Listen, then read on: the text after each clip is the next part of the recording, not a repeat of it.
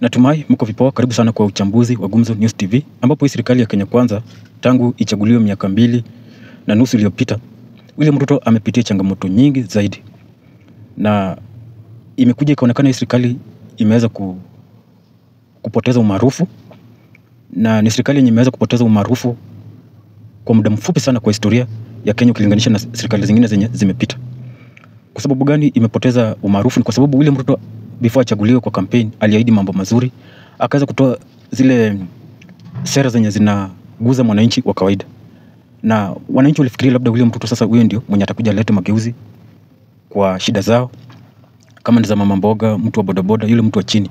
William Ruto sera zake ziliguza huyo mtu wa chini, but alipochaguliwa hivi mwenye akaahidi akiweka Biblia chini kila kitu itakuwa sawa.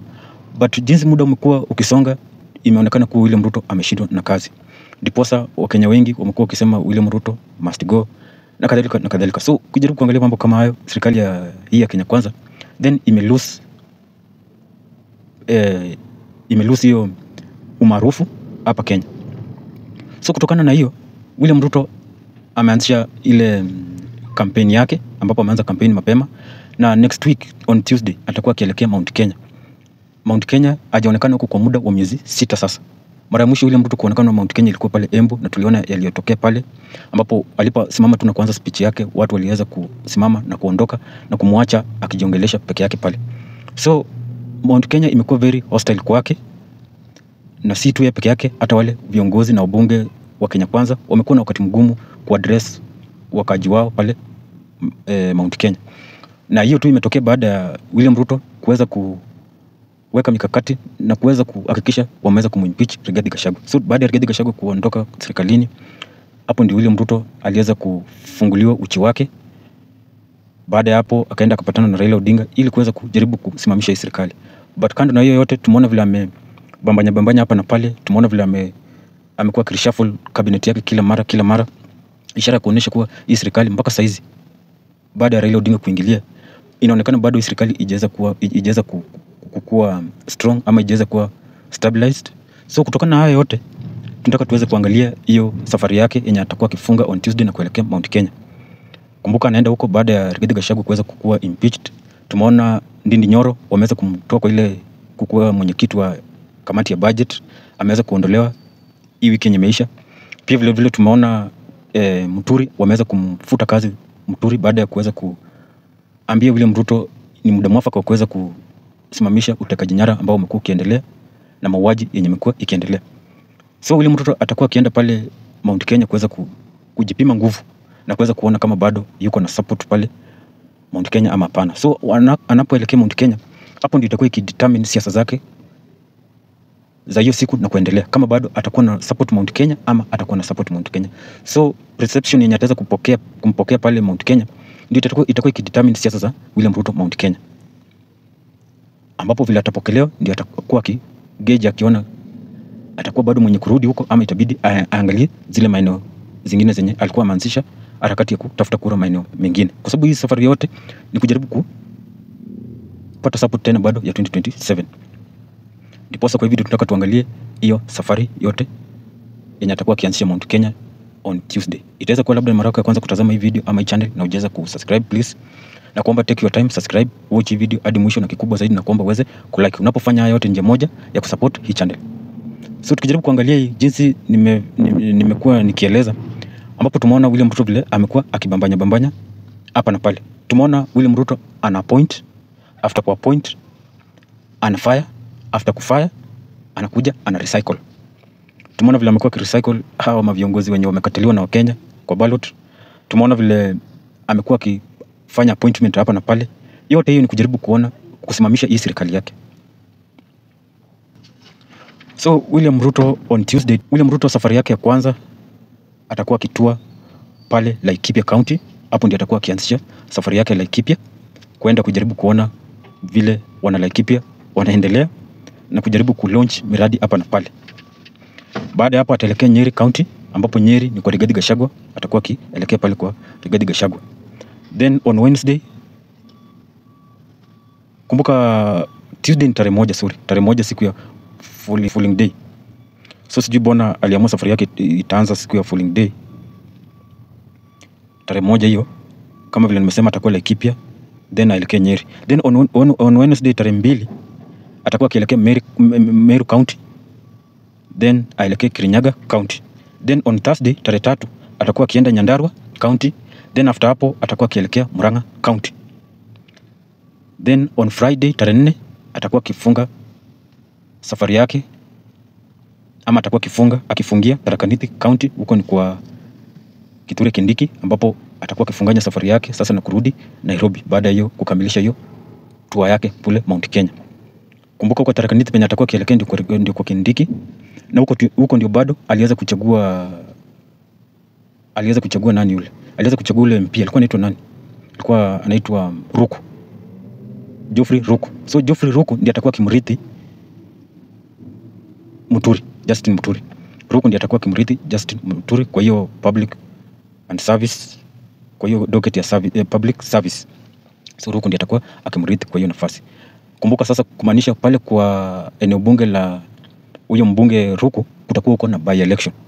Na hiyo by election itakuwa ndio William Ruto alifanya hivyo makusudi ili kuweza kujipima nguvu kama bado UDA inavuma Mount Kenya ama pana. So kwa hiyo kwa eneo bunge la Ruku ndio William Ruto atakuwa akijipiga ama atakuwa akijipima aone kama bado chama chake cha UDA kitaweza kukomboa hiyo kiti ama pana. Meaning akipoteza hiyo kiti basi atakuwa amejua Mount Kenya, then amepoteza, hivyo itabidi angalie maeneo mengine. So hiyo kumchagua Ruku akuje kwa cabinet alifanya tu makusudi hivyo ili kujipima nguvu. So kutokana na hayo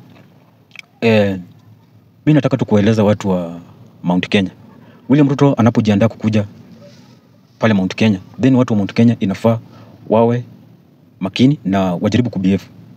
Wasijaribu kuleta ile mambo mingi na sarakasi mingi pale, hapana. William Ruto anapokuja huko hivyo, watu wa Mount Kenya mpokee tu vizuri. Akiwauliza mtanipigie kura, mtanikumbuka, hiyo yote mkubali tu. Akiwadanganya mkubali hivyo, mkubali uongo yake. Yote yenye atawaambia mkubali tu. But after all, nyinyi wa Kenya, wa Mount Kenya ndio mko na hiyo uwezo ya kufanya mabadiliko 2027. Ambapo mtakuwa na kurenyu, atawanyang'anya, mtakuwa na kitambulisho. Then kwa ballot mtafanya jinsi nyinyi wenyewe mnawaza. But William Ruto anapokuja huko, msimuoneshe amumtaki. Msiende kwa hiyo rally yake then muanze kuimba ati Ruto must go. Msifike huko muanze kuimba mambo kama hiyo kwa rally yake, hapana. Kwa sababu security yenye inaenda kukua kwa hiyo rally zake, security itakuwa more than watu wenye watattend kwa hiyo security kwa hiyo rally.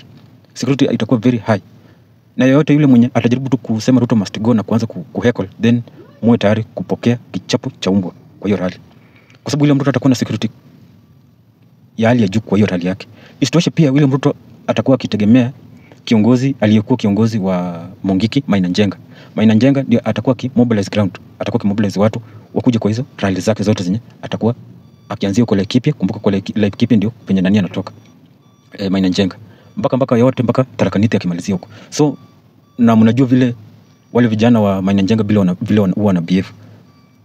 Utafika huko ukianza kuweka hivyo, labda mko na mmoja wao kwa hiyo rally, then unaweza fanyiwa kitu kibaya, upoteze maisha ama upoteze viungo vya mwili ama kiungo cha mwili. So please, wakati unaenda kwa hiyo rally, in fact kama wewe usupport mambo yenye Rais William Ruto atakuwa akisema na umsupport, then better usiende hata kwa hiyo rally. Kaa tu nyumbani. But ukijua utaenda kwa hiyo rally na unyamaze tu na umshangilie, ufanye chochote kile, enda kule. Pia vile William Ruto atakuwa mwaga pesa mingi sana kwa hiyo rally ili kuhakikisha amemobilize watu wengi wamejaa hivi. Then the more watu wanajaa kwa hiyo rally yake, ndio atakuwa akipasha ujumbe kwa wale mawasimu wake na maeneo mengine Kenya hii. Na wakati atakuwa akipasha hiyo ujumbe, kwa sababu watu wamejaa, then hata taka mambo ya kuheckle kwa hiyo rally kabisa.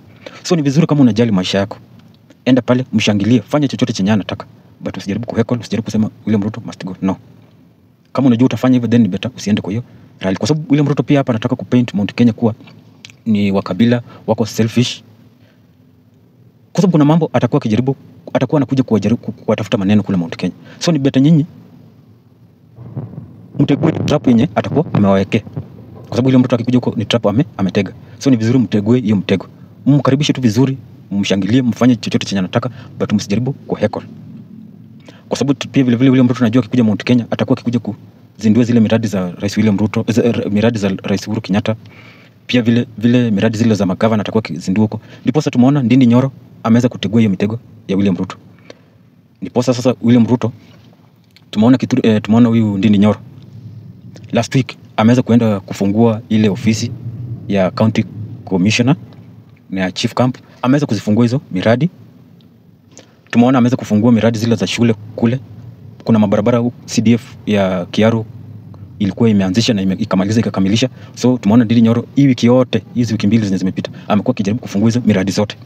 Tumeona hata jana Ndindi Nyoro aliweza kufungua shule moja pale, ground breaking. Iko hapa hivi, inaitwa the ground breaking of Kandundu Comprehensive School officiated by Honorable Ndindi Nyoro MP Kiaru on 27th March 2025. The project funded by Kiaru NGCDF. So ukiona hivi Ndindi Nyoro hiyo tarehe 27 aliweza kufungua ground breaking hii project, meaning William Ruto haizi kuja tena adandie hii mradi aseme ni yeye ndio amefungua officially ama ground breaking officially.